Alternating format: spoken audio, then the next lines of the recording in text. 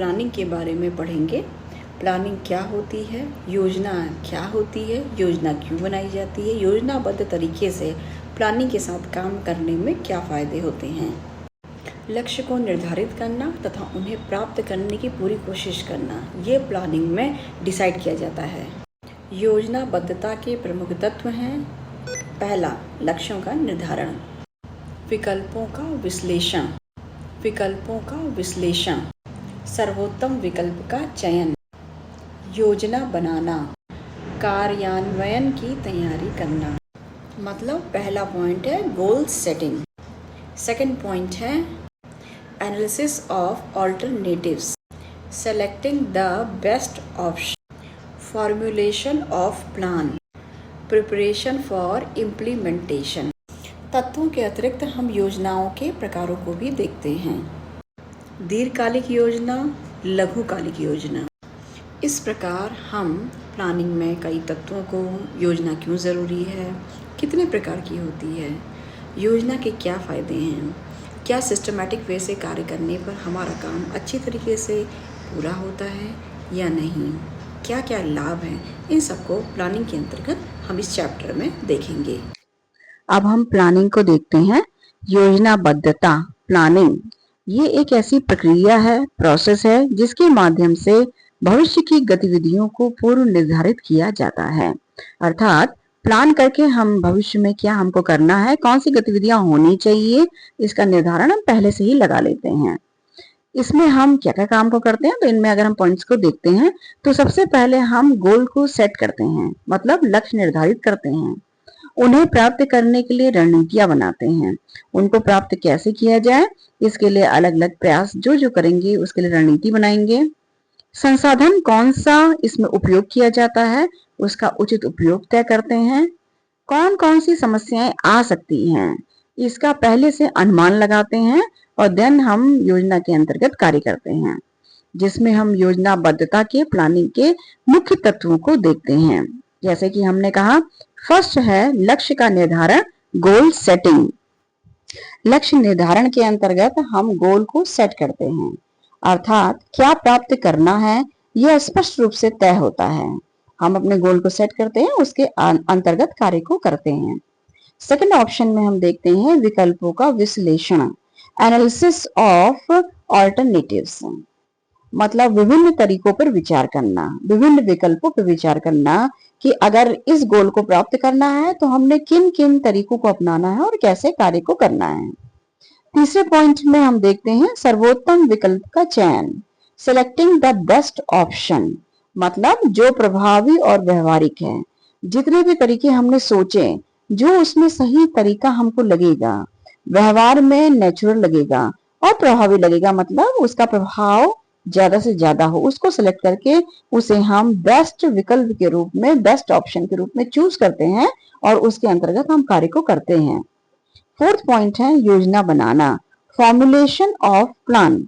मतलब चुने गए विकल्प के अनुसार विस्तृत योजना को तैयार करते हैं। जो भी हमने विकल्प लिया है, ऑप्शन लिया है, उसके आधार पर प्लानिंग करते हैं और प्लान करके अपनी प्लानिंग को तैयार करके कार्य को करते हैं। फिफ्थ पॉइंट के रूप में हम देखते हैं कार्यान्वयन की तैयारी, प्रिपरेशन फॉर इम्प्लीमेंटेशन। मतलब योजना को क्रियान्वित करने की प्रक्रिया को तय करना। मतलब योजना को किस तरीके से हम काम करेंगे, योजना पर उसकी प्रिपरेशन के लिए किस प्रोसेस को हम यूज करेंगे, इसके बारे में तैयारी करना। अब हम लोग योजनाबद्धता के प्रकार को देखेंगे। मतलब प्लानिंग कितने प्रकार की होती है। सबसे फर्स्ट पॉइंट है दीर्घकालिक योजना, लॉन्ग टर्म प्लानिंग। नाम से ही पता चल रहा है, दीर्घ काल तक जो योजना चले, एक लंबे टर्म तक, एक लंबे समय तक जो भी योजना चलती है उसे दीर्घकालिक योजना कहते हैं। लघुकालिक योजना, सेकंड नंबर पे हम देखते हैं शॉर्ट टर्म प्लानिंग। इसका मतलब होता है कुछ कम टाइम के लिए, 1 साल 2 साल, काफी कुछ महीनों के लिए अगर कोई योजना बनती है उसे लघुकालिक योजना कहा जाता है। तीसरी होती है रणनीतिक योजना, स्ट्रेटेजिक प्लानिंग। अगर एक स्ट्रेटेजी के तहत काम करना है तो ऐसी योजना को स्ट्रेटेजिक योजना कहा जाता है। रणनीतिक योजना कहा जाता है।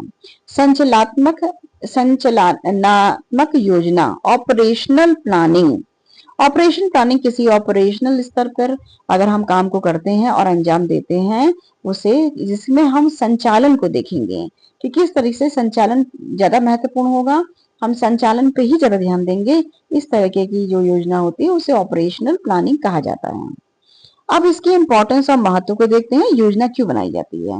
नॉर्मल सी चीज है कि हम अगर अपना घर का भी कोई भी काम करते हैं, अपना छोटा काम करते हैं, बड़ा काम करते हैं, तो पहले उसके बारे में सोचते हैं कि किस तरीके से आज हम उस काम को करेंगे, या उसका एक निर्धारण करते हैं जिससे हमको इजीली काम करने में आसानी होती है और हमारे समय की बचत, संसाधन की बचत, अच्छे समन्वय कोऑर्डिनेशन के साथ काम होता है, अपनी योजना पर नियंत्रण रहता है, अनिश्चितताओं का सामना करने की तैयारी मिलती है। मतलब ऐसी कोई भी चीज ना हो जिसको हम समझ ना सके और हमारी योजना में ज्यादा टाइम लग जाए। लक्ष्य प्राप्ति में सहायक होता है, प्लानिंग के द्वारा लक्ष्य प्राप्ति सहायक होती है। अब हम देखते हैं काल आधारित योजना पर किस तरीके से हम योजना का निर्माण करते हैं बेस्ड ऑन टाइम। जैसे कि अभी हमने पहले देखा कि सबसे पहले पॉइंट के रूप में हमने देखा दीर्घकालिक योजना, लॉन्ग टर्म प्लानिंग। यह योजनाएं 5 वर्ष या इससे अधिक समय के लिए बनाई जाती हैं, जैसे किसी कंपनी का 10 वर्ष की विकास की योजना। दूसरा हम देखते हैं कि मध्यकालिक योजना, जिसे कहते हैं मीडियम टर्म प्लानिंग। इनका टाइम बहुत लंबा नहीं होता, ना बहुत छोटा होता है। यह आमतौर से 1 से 5 वर्ष के लिए होती हैं, जैसे किसी संगठन के 3 वर्षों की विस्तार की योजना। और तीसरे पॉइंट के रूप में हम देखते हैं लघुकालिक योजना, शॉर्ट टर्म प्लानिंग। यह काफ़ी कम टाइम के लिए होती है, जैसे 1 वर्ष या से कम अवधि के लिए बनाई जाती है, जैसे एक स्कूल की वार्षिक परीक्षा योजना। मतलब हम बेस्ड ऑन टाइम पे देखते हैं कि 3 तरह की योजनाएं होती हैं, लॉन्ग टर्म, मीडियम टर्म और शॉर्ट टर्म। अब हम आगे देखते हैं स्तर आधारित योजना, बेस्ड ऑन लेवल्स। ये योजनाएं किस तरीके की होती हैं। जैसे अगर हम इसके फर्स्ट पॉइंट को देखते हैं, रणनीतिक योजना मतलब स्ट्रैटेजिक प्लानिंग। हम एक स्ट्रैटेजी को लेके चलते हैं और उस योजना के तहत काम करते हैं। इस प्रकार की जो योजना होती है वो काफ़ी उच्च स्तर की होती है। इसका उद्देश्य दीर्घकालिक लक्ष्य को तय करना होता है। जैसे कि फॉर एग्जाम्पल के रूप में हम देखते हैं टाटा कंपनी का अंतर्राष्ट्रीय बाजार में प्रवेश की योजना, एक स्ट्रैटेजी के थ्रू बनती है। फिर हम नेक्स्ट देखते हैं कार्यनीतिक या सामरिक योजना मतलब टैक्टिकल प्लानिंग। यह मध्य स्तर की योजना होती है। इसका उद्देश्य रणनीतिक योजना को लागू करने की प्रक्रिया को बनाना होता है। अगर हम उदाहरण के रूप में देखते हैं किसी नए प्रोडक्ट के लिए विज्ञापन रणनीति बनाना, मतलब हम ये मध्य स्तर की योजना है और रणनीतिक योजना को लागू करने के लिए ही इसका यूज़ किया जाता है, उसकी प्रक्रिया को बनाने के लिए, प्रोसेस को क्रिएट करने के लिए। तीसरे रूप में हम देखते हैं संचालनात्मक योजना, ऑपरेशनल प्लानिंग। मतलब ये निचले स्तर की योजना होती है।